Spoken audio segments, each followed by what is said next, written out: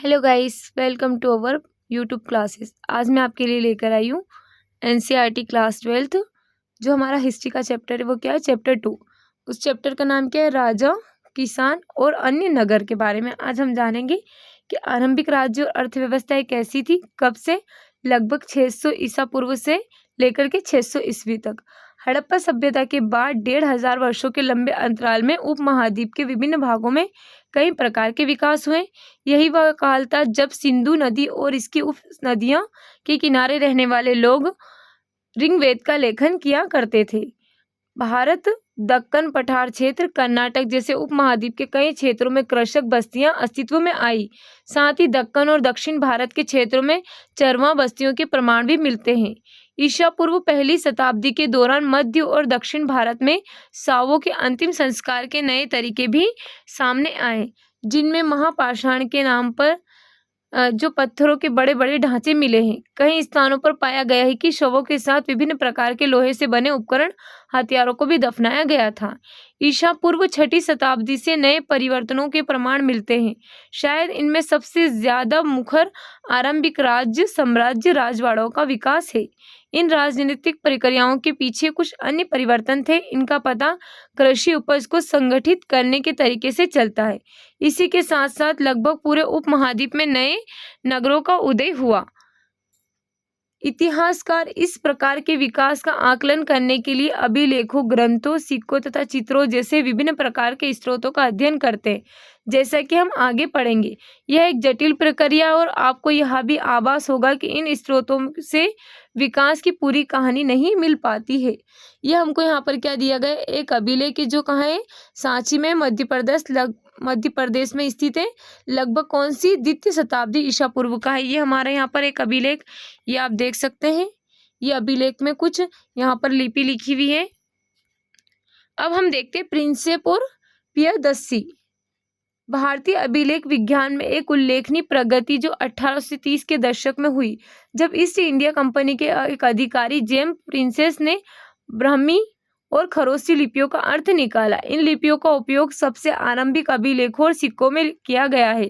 Prinsep को पता चला कि अधिकांश अभिलेखों और सिक्कों पर प्रियदर्शी यानी मनोहर मुखाकृति वाले राजा का नाम लिखा है। कुछ अभिलेखों पर राजा का नाम अशोक भी लिखा है। बौद्ध ग्रंथों के अनुसार अशोक सर्वाधिक प्रसिद्ध शासकों में से एक था। इस शोध से आरंभिक भारत के राजनीतिक इतिहास के अध्ययन को नई दिशा मिली, क्योंकि भारतीय और यूरोपीय विद्वानों ने भारत उपमहाद्वीप पर शासन करने वाले प्रमुख राजवंशों और वंशावलियों की पुनर्चर्चा रचना करने के लिए विभिन्न भाषाओं लिखी अभिलेख लिखे और ग्रंथों का उपयोग परिणाम स्वरूप 20वीं सदी के आरंभिक दशकों तक उपमहाद्वीप के राजनीतिक इतिहास का एक सामान्य चित्र तैयार हो गया।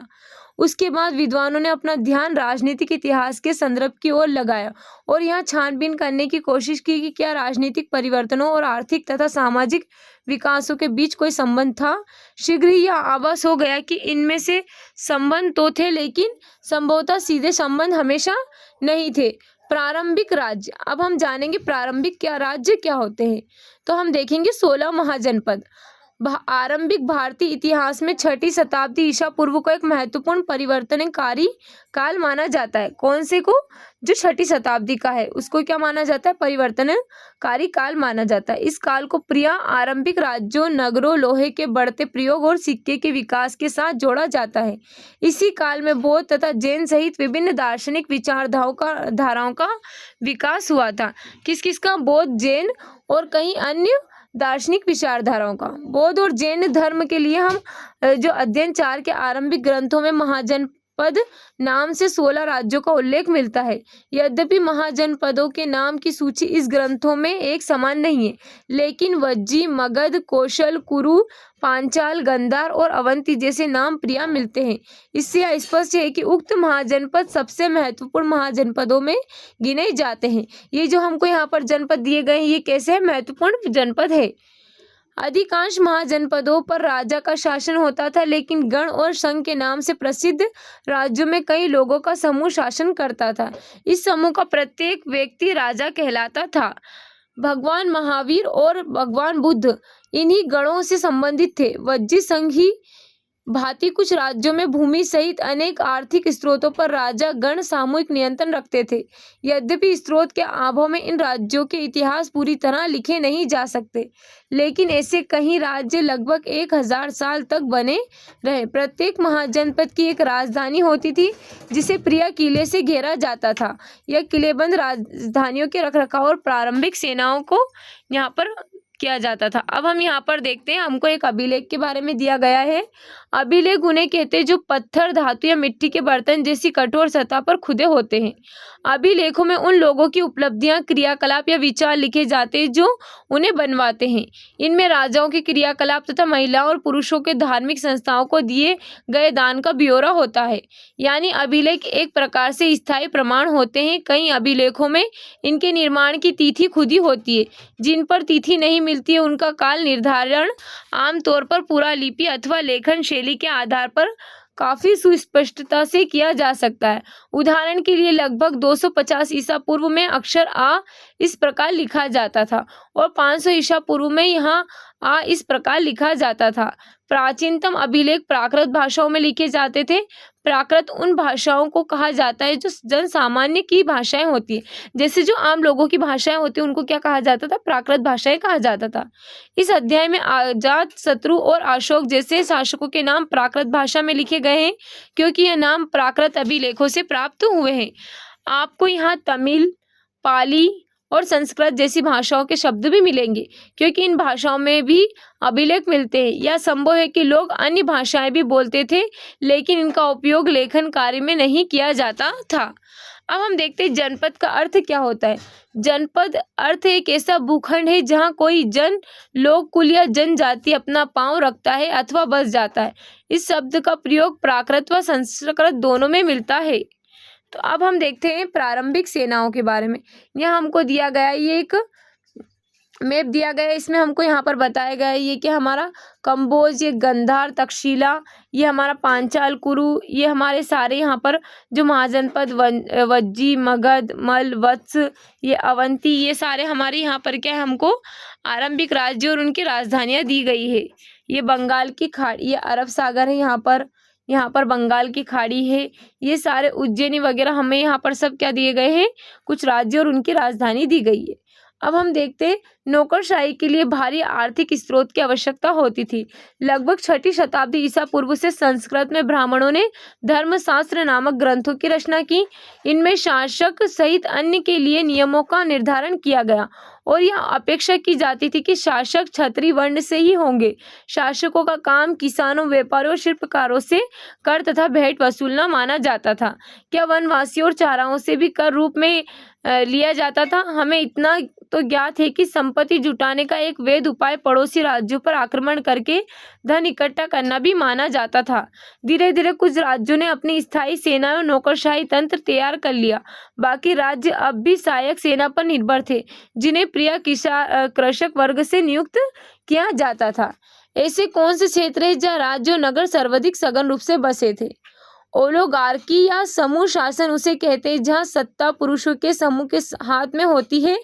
आपने पिछले वर्ष जिस रोमन गणराज्य के बारे में पढ़ा वह एक समूह शासन ही है, यद्यपि इसका नाम अलग है। तो अब हम यहाँ पर देखते हैं 16 महाजनपदों में प्रथम, जो हमारे 16 महाजनपद है उसमें प्रथम कौन सा है? मगध। 6ठी से 4ठी शताब्दी ईसा पूर्व में मगध आधुनिक बिहार सबसे शक्तिशाली महाजनपद बन गया। जो हमारा मगध है वो कहाँ पर? आधुनिक बिहार में है। ये कैसा है? सबसे शक्तिशाली महाजनपद बन गया था। आधुनिक इतिहासकार उसके कई कारण बताते हैं। एक यह भी है कि मगध क्षेत्र में खेती की उपज खास तौर पर अच्छी होती थी। दूसरा, यहाँ की लोहे की खदानें आधुनिक झारखंड में आसानी से उपलब्ध थी जिससे उपकरण या हथियार बनाना सरल होता था। जंगली क्षेत्रों में हाथी उपलब्ध थे जो सेना के एक महत्वपूर्ण अंग थे। साथ ही गंगा और इसकी उपनदियों से आवागमन सस्ता व सुलभ होता था। लेकिन आरंभिक जैन और बौद्ध लेखकों ने मगध की महत्ता का कारण विभिन्न शासकों की नीतियों को बताया है। इन लेखकों के अनुसार बिंबिसार, अजातशत्रु और महाजनपद नंद जैसे प्रसिद्ध राजा अत्यंत महत्वाकांक्षी शासक थे और इनके मंत्री उनकी नीतियों को लागू करते थे। जैसे कि यहाँ पर हमको इस मगध को सबसे वो किस लिए बताया गया है?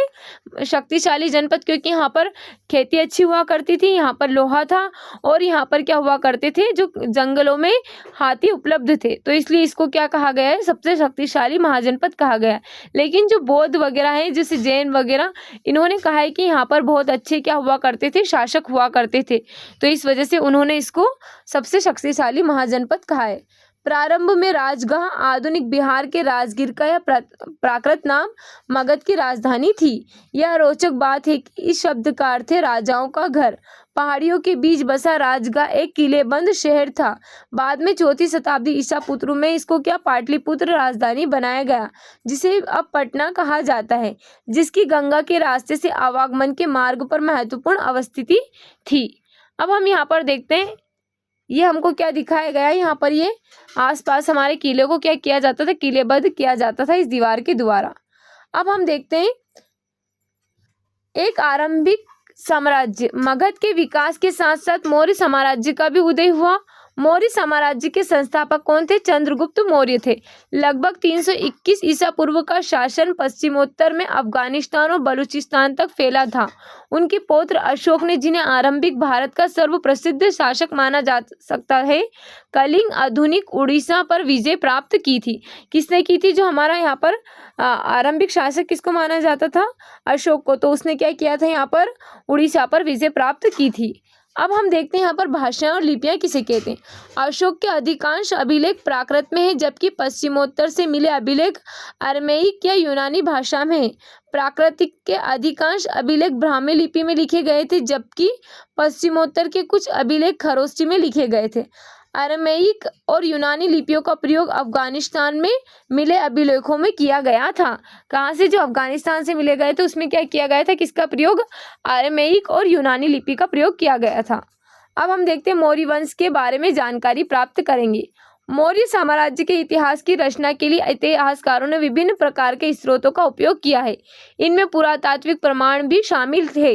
विशेषतः मूर्तिकला, मौर्यकालीन इतिहास के पुनर्निर्माण हेतु समकालीन रचनाएं थी, मूल्यवान सिद्ध हुई। जैसे चंद्रगुप्त मौर्य के दरबार में आए यूनानी राजदूत मैग्नेस्तीनिस द्वारा लिखा गया विवरण।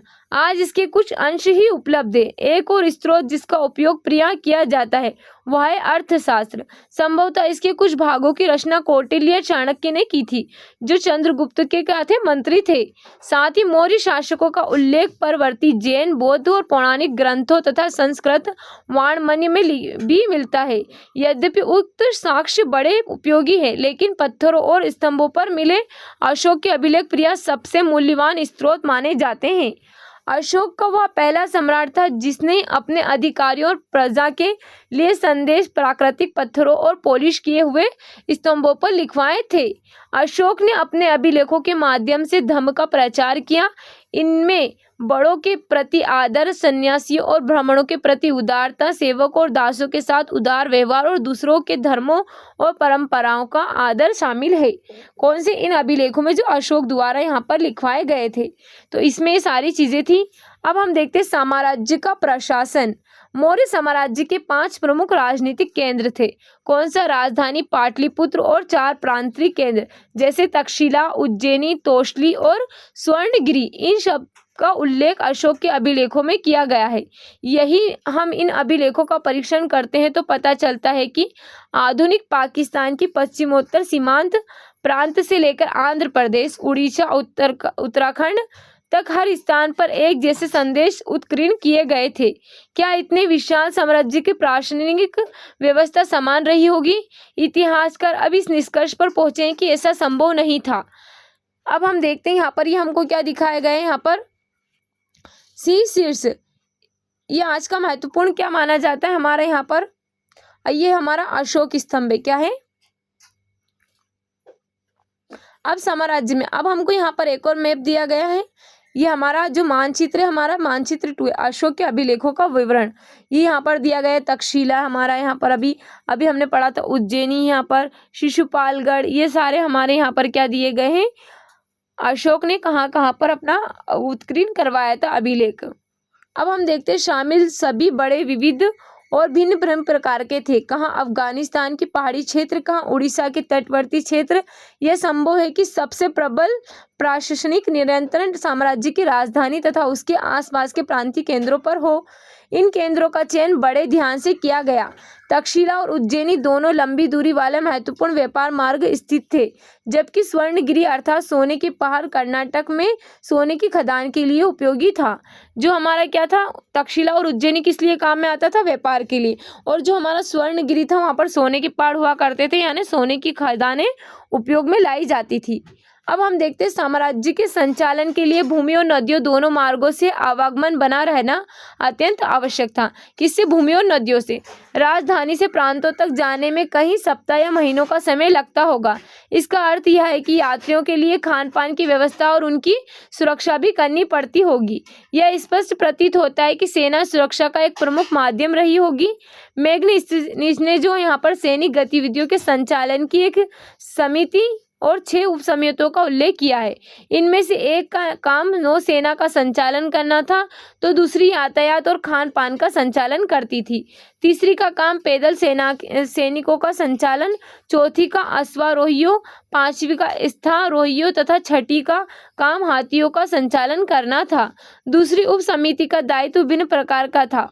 उपकरणों को ढोने के लिए बैलगाड़ियों की व्यवस्था, सैनिकों के लिए भोजन और जानवरों के लिए चारे की व्यवस्था करना तथा सैनिकों की देखभाल के लिए सेवक और शिल्पकारों की नियुक्ति करना था। तो यहाँ पर यह समितियां और उप समिति थी। अशोक ने अपने साम्राज्य को अखंड बनाए रखने का प्रयास किया। ऐसा उन्होंने धम्म के प्रचार द्वारा भी किया। जैसे कि हमने अभी ऊपर पढ़ा, धम्म के सिद्धांत बहुत ही साधारण और सार्वभौमिक थे। अशोक के अनुसार धम्म के माध्यम से लोगों का जीवन इस संसार में और उसके बाद संसार में अच्छा रहेगा।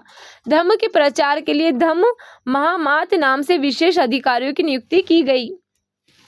अब हम यहाँ पर देखते हैं सम्राट के अधिकारी क्या क्या कार्य करते थे। मेग्नेस्थनीज के विवरण का एक अंश दिया गया है। साम्राज्य के महान अधिकारियों में से कुछ नदियों की देखरेख और कुछ भूमि का मापन का काम करते थे, जैसा कि मिस्र में होता था। कुछ प्रमुख नहरों से उप नहरों के लिए छोड़े जाने वाले पानी के मुख द्वार का निरीक्षण करते थे, ताकि हर स्थान पर पानी समान पूर्ति हो सके। यही अधिकारी जो शिकारियों का संचालन करते थे।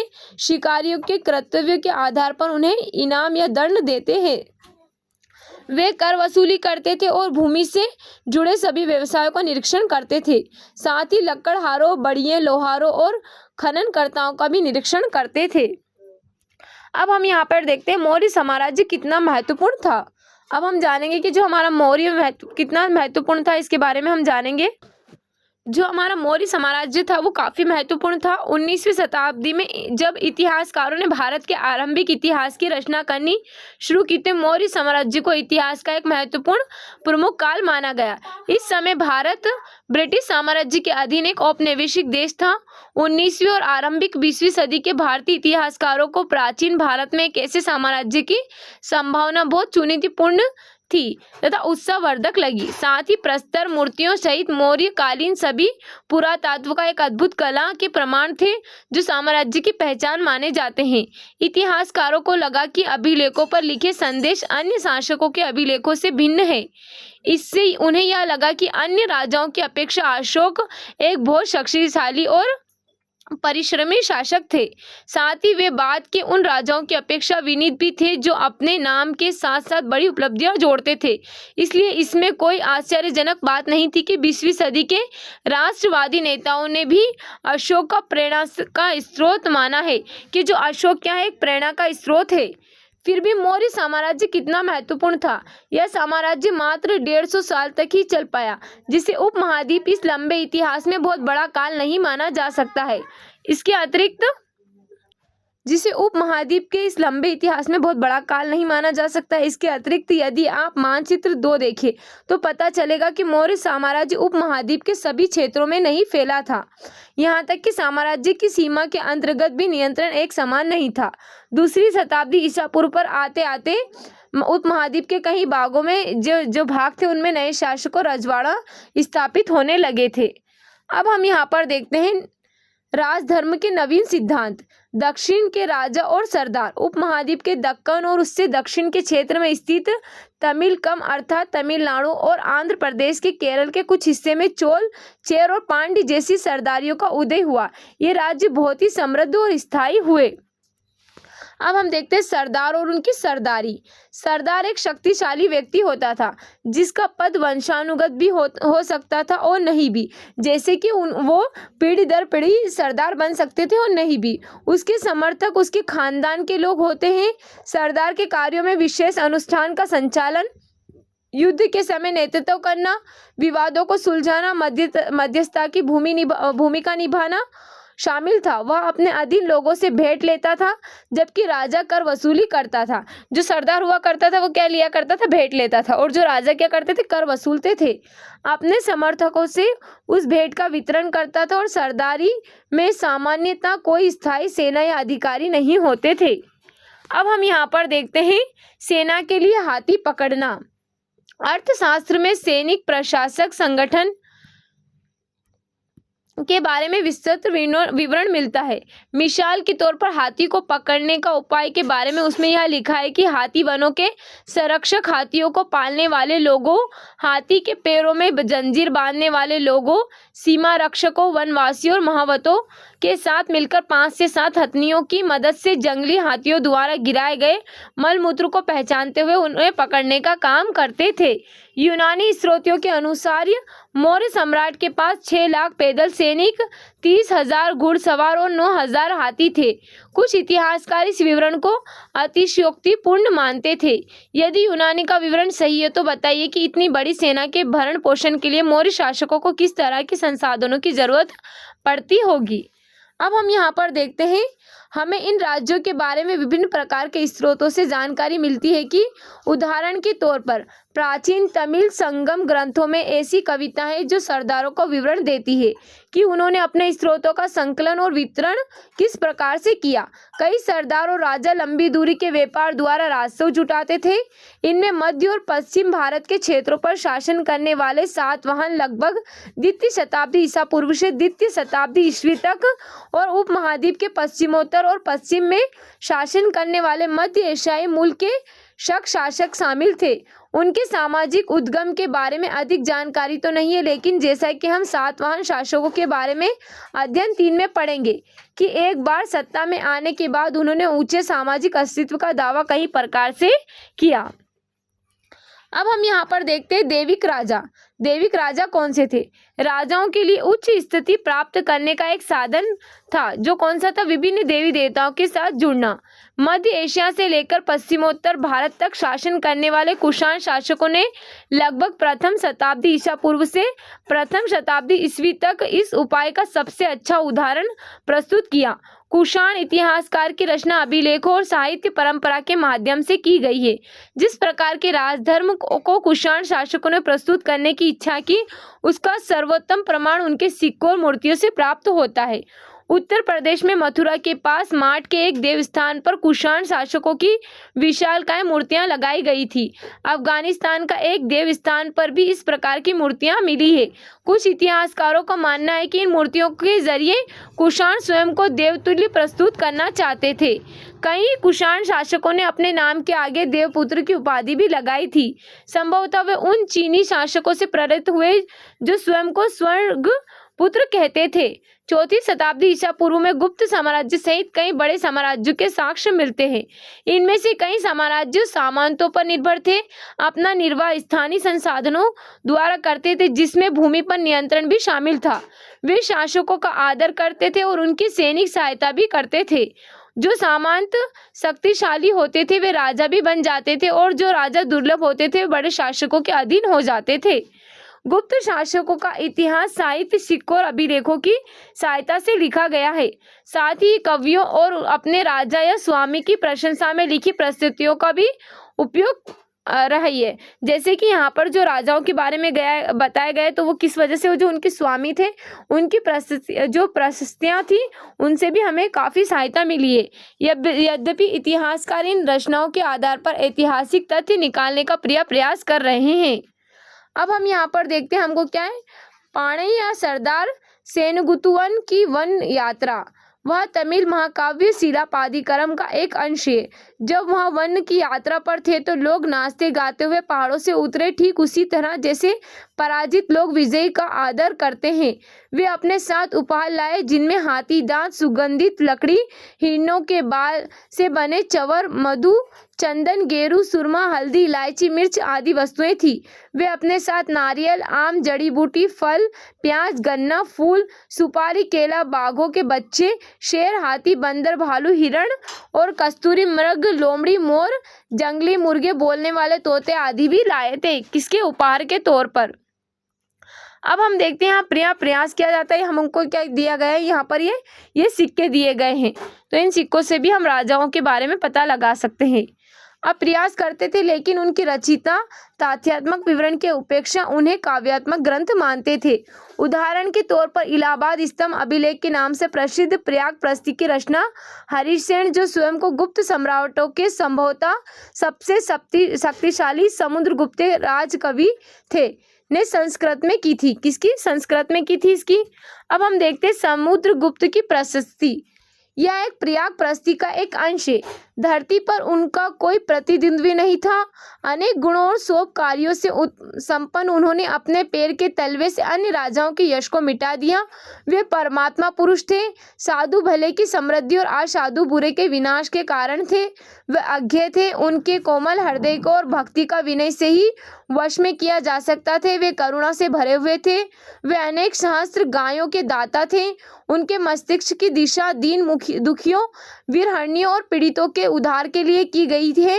वे मानवता के लिए दिव्यमान उदारता की प्रतिमूर्ति हैं। वे देवताओं में कुबेर, धन देव और वरुण, समुद्र देव, इंद्र वर्षा के देवता और यम मृत्यु के देव के तुल्य है। अब हम यहाँ पर देखते हैं, ये हमको क्या एक मूर्ति दिखाई गई है, जिसका सिर्फ यहाँ पर क्या दिखाया गया है, इसका यहाँ पर सरकटी मूर्ति है, मतलब इसका सिर्फ धड़ दिखाया गया है। अब हम देखते हैं बदलता हुआ देहात। जनता में राजा की छवि। राजाओं के बारे में प्रजा क्या सोचती थी? स्वाभाविक है कि अभिलेखों से भी सभी जवाब नहीं मिलते। वस्तुतः साधारण जनता द्वारा राजाओं के बारे में अपने विचारों और अनुभव के विवरण कम ही छोड़े गए हैं। फिर भी इतिहासकारों ने इसका निराकरण करने का प्रयास किया है। उदाहरण के तौर पर जातक और पंचतंत्र जैसे ग्रंथों में वर्णित कथाओं की समीक्षा इतिहासकारों ने पता लगाया कि इनमें से अनेक कथाओं के स्रोत मौखिक किस्से कहानियां हैं, जिन्हें बाद में लिपिबद्ध किया गया होगा। जातक कथाएं पहली शताब्दी में मध्य पाली भाषा में लिखी गई थी। गद्य तिंतु जातक नामक एक कहानी में बताया गया है कि एक कुटिल राजा की प्रजा किस प्रकार दुखी रहती है। इन लोगों में वृद्ध, महिलाएं, पुरुष, किसान, पशुपालक, ग्रामीण बालक, यहाँ तक कि जानवर भी शामिल है। तब राजा अपनी पहचान बदलकर प्रजा के बीच में यह पता लगाने गया कि उसके बारे में क्या सोचते हैं। तो एक एक कर सबने अपने दुखों के लिए राजा को भला बुरा कहा। उनकी सहायता, शिकायत तथा कि रात में डकैत उन पर हमला करते हैं तो दिन कर इकट्ठा करने वाले अधिकारी। ऐसी परिस्थिति से बचने के लिए लोग अपने अपने गांव छोड़कर जंगल में बस गए। जैसा कि इस कथा से पता चलता है कि राजा और प्रजा, विशेषकर ग्रामीण प्रजा के बीच संबंध कैसा था? तनावपूर्ण था, क्योंकि शासक अपने राजकोष को भरने के लिए बड़े बड़े कर की मांग करते थे, जिससे किसान और आम तौर पर जो गरीब लोग हुआ करते थे वो कैसे त्रस्त रहते थे। इस जातक कथा से पता चलता है कि इस संकट से बचने का एक उपाय जंगल की ओर भाग जाना था। इसी बीच करों की बढ़ती मांग को पूरा करने के लिए किसानों ने उपज बढ़ाने के लिए उपाय ढूंढने शुरू किए। अब हम यहाँ पर देखते हैं गुजरात की सुदर्शन झील। मानचित्र 2 है जो हमारे यहाँ पर गिरनार ढूंढिए। सुदर्शन झील एक कृत्रिम जलाशय था। हमें इसका ज्ञान लगभग 2री शताब्दी ईस्वी के संस्कृत के एक पाषाण अभिलेख से होता है। इस अभिलेख को शक शासक रुद्रदमन की उपलब्धियों का उल्लेख करने के लिए बनवाया गया था। इस अभिलेखों जो था यहाँ पर कहा गया है कि जलधरों, जलद्वारों और तटबंधों वाली झील का निर्माण मौर्य काल में एक स्थानीय राज्यपाल द्वारा किया गया था, लेकिन एक भीषण तूफान के कारण इसके तटबंध टूट गए और सारा पानी बह गया। बताया जाता है कि तत्कालीन शासक रुद्रदमन ने इस झील की मरम्मत अपने खर्चे से करवाई थी और इसके लिए अपनी प्रजा से कर भी नहीं लिया था। इसी पाषाण खंड पर एक अभिलेख लगभग 5वीं सदी है जिसमें कहा गया है कि गुप्त वंश के एक शासक ने एक बार फिर इस झील की मरम्मत करवाई थी। अब हम यहाँ पर देखते हैं उपज बढ़ाने के तरीके, कैसे उपज बढ़ाई थी। उपज बढ़ाने का एक तरीका हल का प्रचलन था जो 6ठी शताब्दी ईसा पूर्व से ही गंगा और कावेरी की घाटियों के उर्वर कछारी क्षेत्रों में फैल गया था। जिन क्षेत्रों में भारी वर्षा होती थी वहाँ लोहे के जो फाल वाले हलों के माध्यम से उर्वर भूमि की जुताई की जाने लगी। इसके अलावा गंगा की घाटी में धान की रोपाई की वजह से उपज में भारी वृद्धि होने लगी। हालांकि किसानों को इसके लिए कमर तोड़ मेहनत करनी पड़ी थी। यद्यपि लोहे की फाल वाले हल की वजह से फसलों की उपज बढ़ने लगी, लेकिन ऐसे हलों का उपयोग उपमहाद्वीप के कुछ हिस्से में ही होने लगा था। अब हम देखते हैं धान की रोपाई उन क्षेत्रों में की जाती है जहां पानी बहुत आयात की मात्रा में होता है। इसमें पहले धान के बीज अंकुरित करके पानी से भरे खेतों में पौधों की रोपाई की जाती है। चूंकि ज्यादा मात्रा में पौधे बच जाती है, अतः इससे धान की उपज बढ़ जाती है। अब हम देखते हैं कुछ ही हिस्सों में सीमित था। पंजाब और राजस्थान जैसी अर्ध शुष्क जमीन वाले क्षेत्रों में लोहे के फाल वाले हल का प्रयोग 20वीं सदी में शुरू हुआ था। जो किसान उपमहाद्वीप के पूर्वोत्तर मध्य पर्वतीय क्षेत्रों में रहते थे, उन्होंने खेती के लिए कुदाल का उपयोग किया, जो ऐसे इलाके के लिए कहीं अधिक उपयोगी था। उपज बढ़ाने का एक तरीका कुओं, तालाबों और कहीं कहीं नहरों के माध्यम से सिंचाई करना था। व्यक्तिगत लोगों और कृषकों समुदायों ने मिलकर सिंचाई के साधन निर्मित किए। व्यक्तिगत तौर पर तालाबों, कुओं, नहरों जैसी सिंचाई साधन निर्मित करने वाले लोकप्रिय राजा या प्रभावशाली लोग थे, जिन्होंने अपने कामों का उल्लेख अभिलेखों में भी करवाया था। अब हम देखते हैं यहाँ पर सीमाओं का महत्व।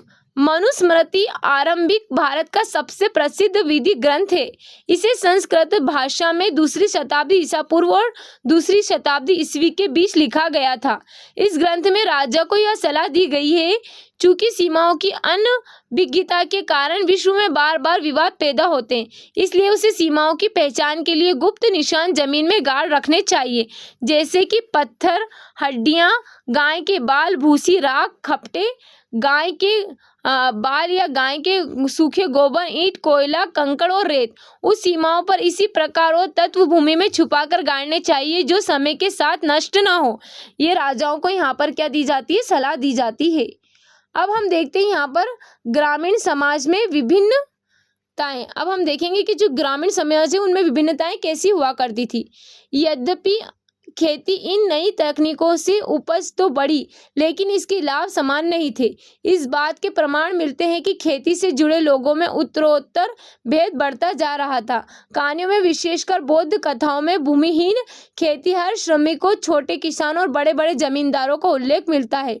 पाली भाषा में गृहपति का प्रयोग छोटे किसानों और जमींदारों के लिए किया जाता था। बड़े बड़े जमींदार और ग्राम प्रधान शक्तिशाली बन जाते थे, जो प्रायः किसानों पर नियंत्रण रखते थे। ग्राम प्रधान का पद प्रायः वंशानुगत होता था। आरंभिक तमिल संगम साहित्य में भी गांव में रहने वाले विभिन्न वर्गों के लोगों का उल्लेख है, जैसे कि वेल्लार या बड़े जमींदार, हलवा या उल्वर और दास या अणिमाई। यह संभव है कि वर्गों की यह विभिन्नता भूमि के स्वामित्व और श्रम और नई प्रौद्योगिकी के उपयोग पर आधारित हो। ऐसी परिस्थितियों में भूमि का स्वामित्व महत्वपूर्ण हो गया, जिसकी चर्चा प्रियविदीय ग्रंथों में की जाती थी। अब हम यहाँ पर देखते हैं गृहपति किसको कहते हैं। गृहपति यानी घर का मुखिया होता है और घर में रहने वाले महिलाओं, बच्चों, नौकरों और दासों पर नियंत्रण करता था। घर से जुड़े भूमि, जानवर या अन्य सभी वस्तुओं का वह मालिक होता था। कभी कभी इस शब्द का प्रयोग नगरों में रहने वाले संभ्रांत व्यक्तियों या व्यापारियों के लिए भी होता था। अब हम देखते हैं एक छोटे गांव का जीवन कैसा हुआ करता था। हर्षचरित्र संस्कृत में लिखी गई कन्नौज मानचित्र 3 देखकर के शासक हर्षवर्धन की जीवनी है। इसके लेखक बाणभट्ट लगभग 7वीं शताब्दी ईसा पूर्व में हर्षवर्धन के राजकवि थे। यह उस ग्रंथ का एक अंश है जिसमें विंध्य क्षेत्र के जंगल के किनारे की एक बस्ती के जीवन का एक अति विरल चित्रण किया गया है। बस्ती के किनारे का अधिकांश क्षेत्र जंगल है और यहाँ धान की उपज वाली खलिहान और उपजाऊ भूमि के हिस्सों को छोटे किसानों ने आपस में बांट लिया है। यहाँ के अधिकांश लोग कुदाल का प्रयोग करते हैं क्योंकि घास से भरी भूमि में हल चलना मुश्किल है। बहुत कम हिस्से साफ है जो उसकी काली मिट्टी काले लोहे जैसी सख्त है। यहाँ लोग पेड़ की छाल के गट्ठर लेकर चलते हैं। फूलों से भरे अनगिनत बोरे, अलसी और सन भारी मात्रा में शहद, मोर पंख या मोम, लकड़ी और घास के बोझ लेकर आते जाते रहते हैं। ग्रामीण महिलाएं रास्ते में बसे गांव में जाकर बेचने को तत्पर रहती हैं। उनके सिरों पर जंगल से एकत्रित किए गए फलों की टोकरियां थी। अब हम यहाँ पर देखते हैं भूमिदान और नए संभ्रांत ग्रामीण। ईस्वी की आरंभिक शताब्दियों से ही भूमिदान के प्रमाण मिलते हैं। इसमें से कई उल्लेख अभिलेखों में मिलते हैं। इनमें से कुछ अभिलेख पत्थरों पर लिखे गए थे, लेकिन अधिकांश ताम्र पात्रों पर खुदे होते थे, जिन्हें संभवतः उन लोगों को प्रमाण के रूप में दिया जाता था जो भूमिदान लेते थे। भूमिदान के जो प्रमाण मिलते हैं वे साधारणतः तौर पर धार्मिक संस्थाओं, ब्राह्मणों को दिए गए थे। अधिकांश अभिलेख संस्कृत में थे, विशेषकर 7वीं शताब्दी के बाद। अभिलेखों के कुछ अंश संस्कृत में हैं, कुछ तमिल और कुछ तेलुगु जैसे स्थानीय भाषाओं में हैं। आइए एक ऐसे अभिलेख पर ध्यान देते हैं या विचार करते हैं। प्रभावती गुप्त आरंभिक भारत के एक सबसे महत्वपूर्ण शासक चंद्रगुप्त द्वितीय, जो लगभग 375 से 415 ईस्वी की पुत्री थी। उसका विवाह दक्कन पठार के वाकाटक परिवार में हुआ था, जो एक महत्वपूर्ण शासक वंश था।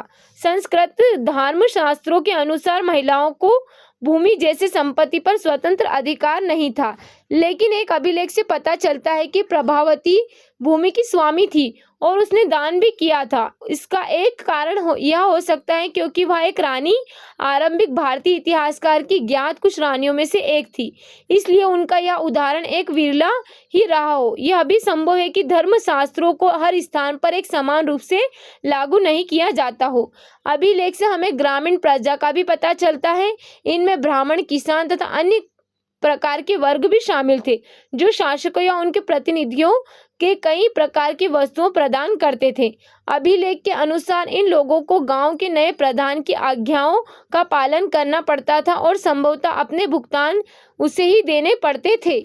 इस प्रकार भूमिदान अभिलेख देश के कई हिस्सों में प्राप्त हुए। देशों में जो क्षेत्रों में दान दी गई भूमि की माप अंतर है। कहीं कहीं छोटे टुकड़े तो कहीं कहीं बड़े क्षेत्र दान में दिए गए हैं। साथ ही भूमिदान में दान प्राप्त करने वाले लोगों के अधिकारों में क्षेत्रीय परिवर्तन मिलते हैं। इतिहासकारों में भूमिदान का एक प्रभाव गर्म वाद विवाद का विषय बना हुआ है। कुछ इतिहासकारों का मानना है कि भूमिदान शासक वंश द्वारा कृषि को नए क्षेत्रों में प्रोत्साहित करने की एक रणनीति थी, जबकि कुछ का कहना है कि भूमिदान से दुर्लभ होते राजनीतिक प्रभुत्व का संकेत मिलता है, अर्थात राजा का शासन समानतों पर दुर्लभ होने लगा तो उन्होंने भूमिदान के माध्यम से अपने समर्थक जुटाने प्रारंभ कर दिए। उनका यह भी मानना है कि राजा स्वयं को उत्कृष्ट स्तर के मानव के रूप में प्रदर्शित करना चाहते थे। जैसा कि हमने पिछले अंश में देखा है, उनका नियंत्रण ढीला होता जा रहा था, इसलिए वे अपनी शक्ति का आडंबर प्रस्तुत करना चाहते थे, इसलिए वे क्या करते थे, भूमिदान किया करते थे। अब हम देखते हैं प्रभावती गुप्त और दंगुन गांव। अब हम यहाँ पर देखते हैं प्रभावती गुप्त ने अपने अभिलेख में यह कहा है कि प्रभावती ग्राम कुटुंबिनों, गांव के गृहस्थ और शासक ब्राह्मणों और दंगुन गांव के अन्य वासियों को आदेश देती है। आपको ज्ञात हो कि कार्तिक शुक्ल पक्ष की द्वादशी तिथि को धार्मिक पुण्य प्राप्ति के लिए इस ग्राम को जल अर्पण के साथ आचार्य चनाल स्वामी को दान किया गया है। आपको इनके सभी आदेशों का पालन करना चाहिए। एक अग्रहार के लिए उपयुक्त निम्नलिखित रियायतों का निर्देश भी देती हूँ। इस गांव में पुलिस या सैनिक प्रवेश नहीं करेंगे। दौरे पर आने वाले शासकीय अधिकारियों को यह गांव घास देने वाला और आसन में प्रयुक्त होने वाले जानवरों की खाल और कोयला देने के दायित्व से मुक्त है। साथ ही वे मदिरा खरीदने और नमक हेतु खुदाई करने राशि अधिकारी को क्रान्वित किए जाने से मुक्त है। इस गांव को खनिज पदार्थ और खदीर वृक्ष के उत्पाद देने से भी छूट है। फूल और दूध देने से भी छूटे।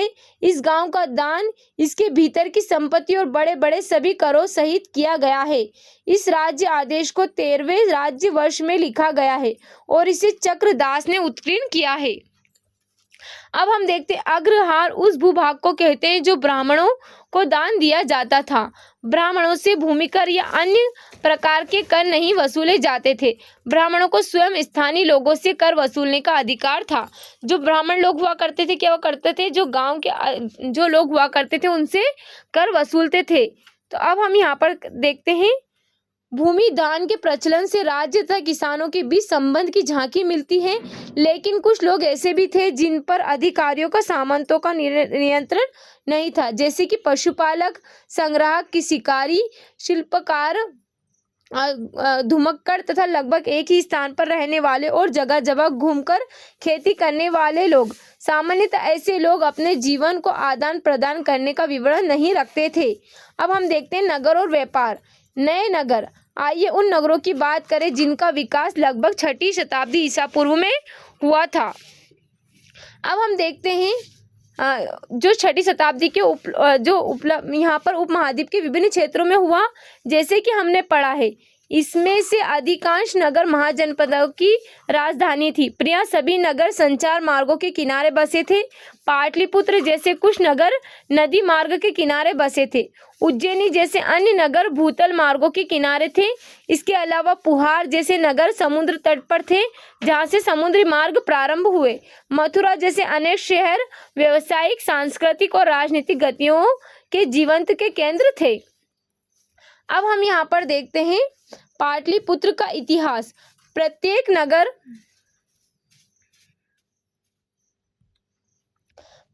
नगर अपना इतिहास था। उदाहरण के तौर पर पाटलिपुत्र का विकास पाटलीग्राम नामक एक गांव से हुआ। फिर 5वीं सदी ईसा पूर्व में मगध शासकों ने अपनी राजधानी राजगाह से हटाकर इसे बस्ती में लाने का निर्णय किया और इसका नाम बदल दिया। 4ठी शताब्दी ईसा पूर्व तक आते आते यह मौर्य साम्राज्य की राजधानी और एशिया के सबसे बड़े नगरों में से एक बन गया। बाद में इसका महत्व कम हो गया जब चीनी यात्री ज़्वेंत्सांग 7वीं सदी ईस्वी में आया तो उसे यह नगर खंडर में बदला मिला। उस समय यहाँ की जनसंख्या कम थी। अब हम देखते हैं नगरीय जनसंख्या के बारे में। संभ्रांत वर्ग और शिल्पकार। हमने पढ़ा कि शासक वर्ग और राजा किलेबंद नगरों में रहते थे। यद्यपि इनसे अधिकांश स्थलों पर व्यापक रूप से खुदाई करना संभव नहीं थे, क्योंकि आज भी इन क्षेत्रों में लोग रहते हैं। हड़प्पा शहरों से भिन्न लेकिन फिर भी यहाँ से विभिन्न प्रकार के पुरावशेष प्राप्त हुए हैं। इनमें से उत्कृष्ट श्रेणी के मिट्टी के कटोरे, थालियाँ मिट्टी के जिन पर चमकदार कलाई चढ़ी है, इन्हें उत्तरी कृष्ण मार्जित पात्र कहा जाता है। संभवतः इनका उपयोग अमीर लोग किया करते थे। जो हमको यहाँ से कटोरे थालियाँ मिली, इनका उपयोग कौन किया करते थे? जो अमीर लोग या शासक हुआ करते थे। साथ ही सोने, चांदी, कांस्य, तांबे, हाथीदांत, शीशे जैसे तरह तरह के पदार्थों के बने गहने, उपकरण, हथियार, बर्तन, सीप और पक्की मिट्टी भी मिली है। 2वीं शताब्दी ईसा पूर्व में आते आते हमें कई नगरों में छोटे दानात्मक अभिलेख प्राप्त होते। इनमें दाता के नाम के साथ साथ प्रिय उसके व्यवसाय का भी उल्लेख होता है। इनमें नगरों में रहने वाले धोबी का भी उल्लेख है। अब हम यहाँ पर देखते हैं एक प्रतिमा की भेंट या मथुरा से मिली है। एक मूर्ति का भाग है। इस पर प्राकृत अभिलेख है जिनमें कहा गया है कि एक स्वर्णकार धर्मक की पत्नी नागपिया ने इसे एक धार्मिक स्थल स्थापित किया था। यहाँ पर क्या दिया गया है? हमको एक प्रतिमा भेंट की गई थी। कहाँ पर? मथुरा से मिली है हमको। अब हमको यहाँ पर एक ये मानचित्र दिया गया है 3rd, जिसमें हमको क्या दिया गया है यहाँ पर? ये क्या है? कुषाण, तक्षशिला, कुषाण, कन्नौज, मथुरा, श्रावस्ती, वाराणसी, कौशाम्बी, ये कई सारे हमारे यहाँ पर राज्य और उनके नगर दिए गए हैं। अब हम यहाँ पर देखते हैं, जैसे कि हमने देखा था बुनकर, धोबी, लिपिक, बढ़ाई, कुम्हार, स्वर्णकार, लोहकार, अधिकारी, धार्मिक, गुरु, व्यापारी और राजाओं के बारे में विवरण लिखे होते हैं। कभी कभी उत्पादकों को और व्यापारियों के संघ का भी उल्लेख मिलता है जिन्हें श्रेणी कहा गया है। ये श्रेणियाँ संभवतः पहले कच्चे माल को खरीदती थी, फिर उनमें उनमें से क्या करती थी, सामान तैयार करके बाजार में बेच देती थी। यह संभव है कि शिल्पकारों ने नगर में रहने वाले संप्रभांत लोगों की बढ़ती मांग को पूरा करने के लिए कई प्रकार के लोह उपकरणों का प्रयोग किया है। अब हम देखते हैं उपमहाद्वीप और उसके बाहर का व्यापार। 6वीं शताब्दी ईसा पूर्व से उपमहाद्वीप में नदी मार्गों भूमार्गों को मानो जाल बिछा गया था और कई दिशाओं में फैल गया था। मध्य एशिया और उससे भी आगे तक भूमार्ग थे। समुद्र तट पर बने कई बंदरगाहों से जल मार्ग अरब सागर से होते हुए उत्तरी अफ्रीका पश्चिमी एशिया तक फैल गया और बंगाल की खाड़ी से यह मार्ग चीन और दक्षिण पूर्व एशिया तक फैल गया था। शासकों ने प्रायः इन मार्गों पर नियंत्रण करने की कोशिश की और संभवतः वे इन मार्गों पर व्यापारियों की सुरक्षा के बदले उनसे धन लेते थे। इन मार्गों पर चलने वाले व्यापारियों में पैदल फेरी लगाने वाले व्यापारी तथा बैलगाड़ी और घोड़े खच्चरों जैसे जानवरों के दल के साथ चलने वाले व्यापारी होते थे। साथ ही समुद्री मार्ग से भी लोग यात्रा करते थे, जो खतरनाक तो थे लेकिन बहुत लाभदायक भी थे। तमिल भाषा में जो यहाँ पर मत स्थानत्व पात्रक और सतवा जैसे सेठी नाम से प्रसिद्ध सफल व्यापारी बड़े धनी हो जाते थे। नमक, अनाज, कपड़ा, धातु और उससे निर्मित एक उत्पाद, पत्थर, लकड़ी, जड़ी बूटी जैसे अनेक प्रकार के सामान एक स्थान से दूसरे स्थान तक पहुंचाए जाते थे। रोमन साम्राज्य में काली मिर्ची जैसे मसालों तथा कपड़ों और जड़ी बूटियों की भारी मांग थी। इन सभी वस्तुओं को अरब सागर के रास्ते भूमध्य क्षेत्र तक पहुंचाया जाता था। अब हम यहाँ पर देखते हैं मालाबार तट आधुनिक केरल के बारे में। यह एक यूनानी समुद्र यात्री द्वारा रचित पेरिपल्स ऑफ एरिथ्रियन सी एक का अंश लगभग प्रथम शताब्दी ईस्वी का है। भारी मात्रा में काली मिर्च और दाल चीनी खरीदने के लिए बाजार वाले नगरों में वे विदेश व्यापारी जहाज भेजते थे। एक तो यह भारी मात्रा में सिक्कों, पुखराज, सुरमा, मूंगे, कच्चे शीशे, तांबे, टीन और शीशे का आयात किया जाता था। इन बाजारों के आसपास भारी मात्रा में उत्पन्न काली मिर्च का निर्यात किया जाता था। इसके अलावा उच्च कोटि के मोतियों, हाथी दांत, रेशमी वस्त्र, विभिन्न प्रकार के पारदर्शी पत्थरों, हीरो और काली नग, कछुओं की खोपड़ी का भी बहुत भारी मात्रा में आयात होता था। तमिलनाडु के कोडमनाल में बहुमूल्य और कम मूल्यवान पत्थरों के से बनाए जाने वाले मुगों के उद्योग को पुरातात्विक साक्ष्य मिले हैं। यह संभव है कि पेरिपल्स में वर्णित पत्थरों को इन्हीं तटवर्ती बंदरगाहों तक स्थानीय व्यापार लाए होंगे। अब हम देखते हैं सिक्के और राजाओं के बारे में। सिक्के और राजाओं क्या करते थे, यहाँ पर व्यापार के लिए सिक्के प्रचलन से विनिमय कुछ हद तक आसान हो गए। चांदी और तांबे के आहत सिक्के 6वीं शताब्दी ईसा पूर्व सबसे पहले ढाले गए और प्रयोग में आए। पूरे उपमहाद्वीप में खुदाई के दौरान इस प्रकार के सिक्के मिले हैं। मुद्रा स्थितियों ने इनका और अन्य सिक्कों का अध्ययन करने के लिए वाणिज्यिक प्रयोग के संभावित क्षेत्रों का पता लगाया है। आहत सिक्के पर बने प्रतीकों को उन विशेष मौर्य वंश जैसे राजवंशों के प्रतीकों से मिलाकर पहचान करने की कोशिश की गई तो पता चला कि इन सिक्कों को राजाओं ने जारी किया था।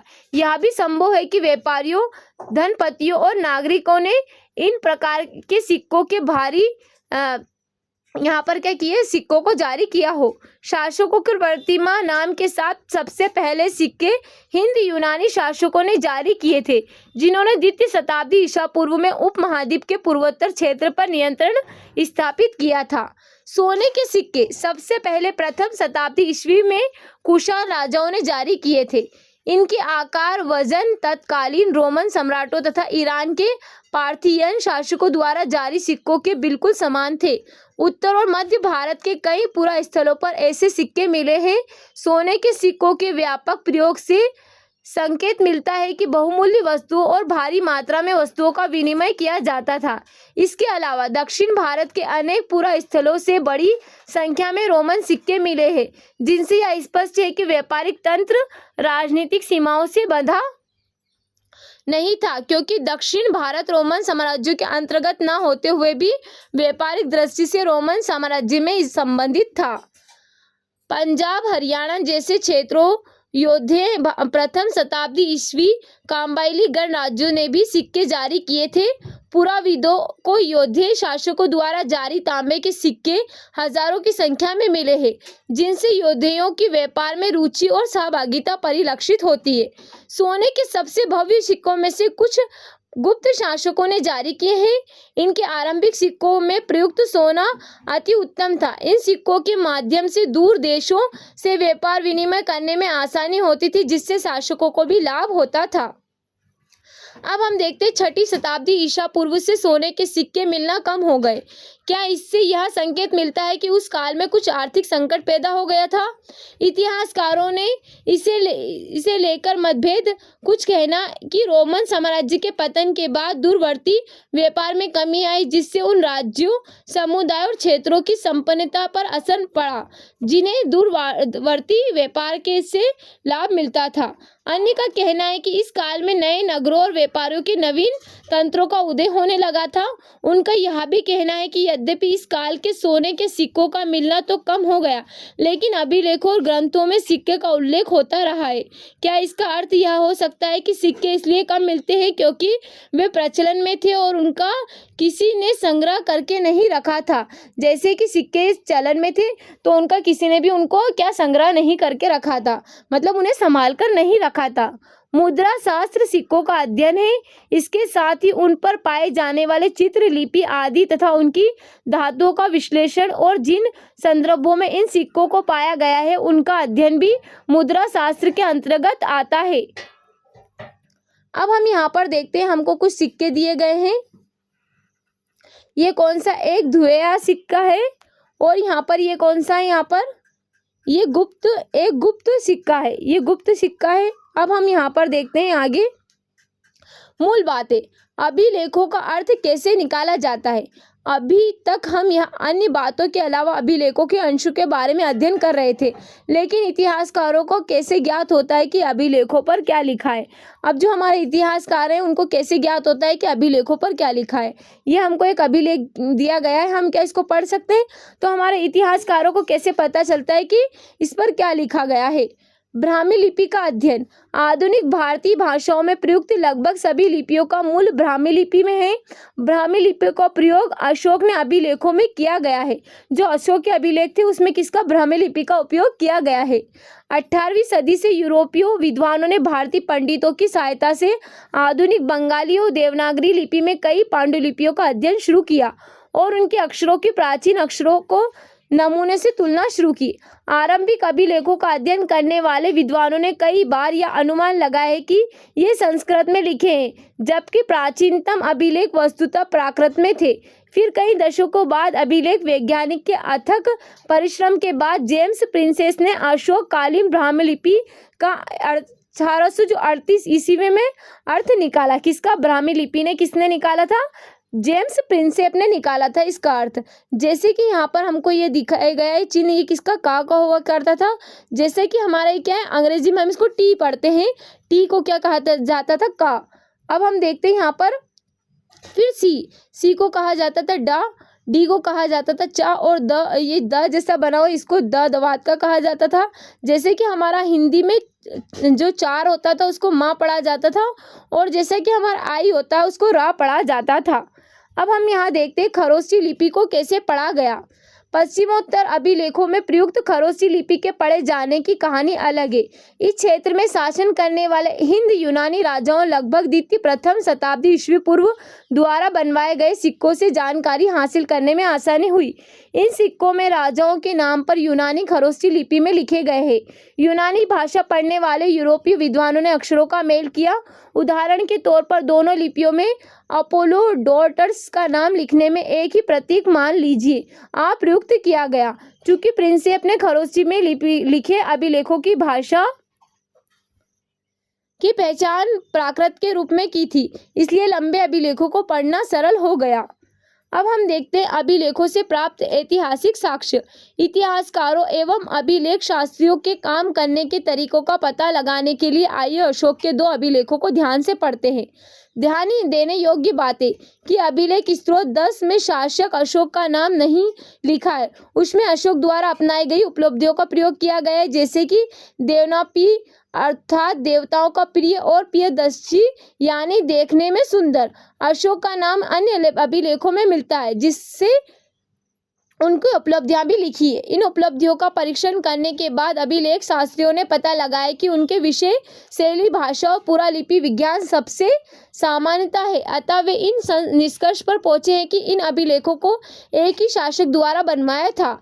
आपने यहाँ भी देखा होगा कि अशोक ने अपने अभिलेखों में कहा है कि उनसे पहले शासकों ने रिपोर्ट एकत्र करने की व्यवस्था नहीं की थी। यदि अशोक से पहले के उपमहाद्वीप इतिहास पर विचार करें तो क्या आपको लगता है कि अशोक का यह वक्तव्य सही है? इतिहासकारों को बार बार अभिलेखों में लिखे कथनों का परीक्षण करना पड़ता है ताकि यह पता चल सके कि उनमें लिखा है वह सत्य है या संभव है या फिर अतिशयोक्तिपूर्ण है। क्या आपने ध्यान दिया है कि कुछ शब्द ब्रैकेट में लिखे हैं? अभिलेख शास्त्री प्रिय वाक्यों के अर्थ स्पष्ट करने के लिए एक ऐसा करते हैं। कैसे करते वह यह बड़े ध्यान से करने पड़ता है जिससे कि लेखक का मूल अर्थ बदल ना जाए।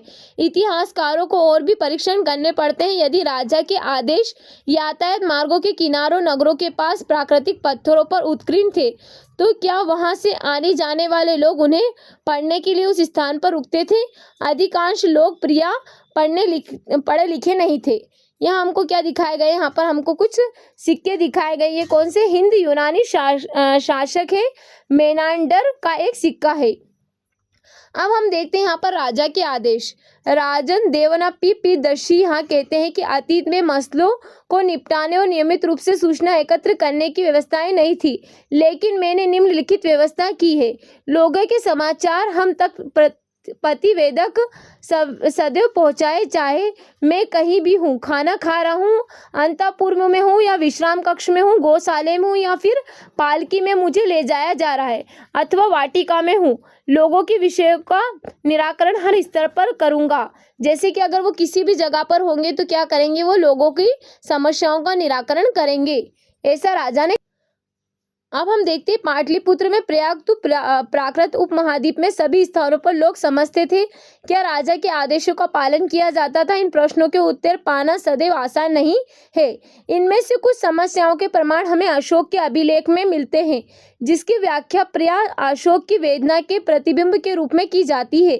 साथ ही यह युद्ध के प्रति उनकी मनोवृत्ति में परिवर्तन को भी दर्शाता है, जैसा कि हम आगे पढ़ेंगे। यदि हम अभिलेख के शाब्दिक अर्थ के परे समझने का प्रयास करें तो परिस्थिति और भी जटिल हो जाती है। यद्यपि अशोक के अभिलेख आधुनिक उड़ीसा से प्राप्त हुए हैं, लेकिन उनकी वेदना को परिलक्षित करने वाला अभिलेख वहां नहीं मिला है। अर्थात यह अभिलेख उस क्षेत्र में नहीं उपलब्ध है जिस पर विजय प्राप्त की गई थी। इसका हम क्या अर्थ लगाएं? क्या राजा की नव विजय की वेदना उस क्षेत्र के लिए इतनी दर्दनाक थी कि राजा इस मुद्दे पर कुछ ना कह सका? अब हम देखते हैं राजा की वेदना। जब प्रियदर्शी ने अपने शासन के 8 वर्ष पूरे किए तो उन्होंने कलिंग, आधुनिक तटवर्ती उड़ीसा पर विजय प्राप्त की। 1.5 लाख पुरुषों को निष्कासित किया गया, 1 लाख मारे गए और इससे भी ज्यादा की मृत्यु हुई। कलिंग पर शासन स्थापित करने के बाद देवनापी धम्म के गहन अध्ययन, धम्म की स्नेह और धम्म के उपदेश में डूब गए। ये किसके बारे में बात की जा रही है? अशोक के बारे में। यह देवनापी के लिए कलिंग की विजय का पश्चाताप है। देवनापी के लिए यह बहुत वेदनादायी और निंदी है कि जब कोई किसी राज्य पर विजय प्राप्त करता है तो पराजित राज्य का हनन होता है, वहाँ लोग मारे जाते हैं और निष्कासित किए जाते हैं। जैसे कि लोग मर जाते हैं और बहुत सारा नुकसान भी होता है। अभिलेख साक्ष्य की सीमाएं। अब आपको यह पता चल गया होगा कि अभिलेखों से प्राप्त जानकारी की भी सीमा होती है। कभी कभी इसकी तकनीकी सीमा होती है। अक्षरों को हल्के ढंग से उत्कीर्ण किया जाता है जिन्हें पढ़ना मुश्किल होता है। साथ ही अभिलेख नष्ट भी हो सकते हैं जिनसे अक्षर लुप्त हो जाते। इसके अलावा अभिलेखों के शब्दों को वास्तविक अर्थ के बारे में पूर्ण रूप से ज्ञान हो पाना सदैव सरल नहीं होता, क्योंकि कुछ अर्थ किसी विशेष स्थान या समय से संबंधित होते। यदि आप अभिलेखों के शोध पत्रों को पढ़ें, इनमें से कुछ का उल्लेख काल रेखा 2 में किया गया है, तो आप पाएंगे कि विद्वान इनके पढ़ने की वैकल्पिक विधियों पर चर्चा करते रहते हैं। यद्यपि कई हजार अभिलेख प्राप्त हुए, लेकिन सभी के अर्थ नहीं निकाले जा सकते हैं। यह प्रकाशित किए गए हैं या उनके अनुवाद किए गए हैं। इनके अतिरिक्त अनेक अभिलेख रह गए होंगे जो कालांतर सुरक्षित नहीं बचे हैं। इसलिए जो अभिलेख अभी उपलब्ध है वह संभवतः कुल अभिलेखों के अंश मात्र है।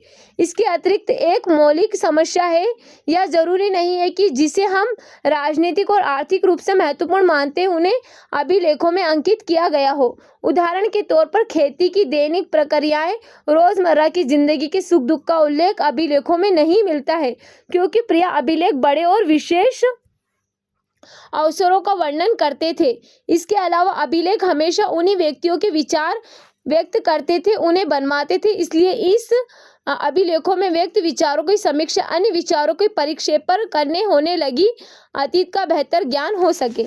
जैसे कि यहाँ पर क्या होता था, अधिकतर जो अभिलेख हुआ करते थे वो किसके लिए लिखे जाया करते थे? राजाओं के लिए या फिर बड़े जो वहाँ के लोग हुआ करते थे, जमींदारों वगैरह के लिए लिखे जाते थे।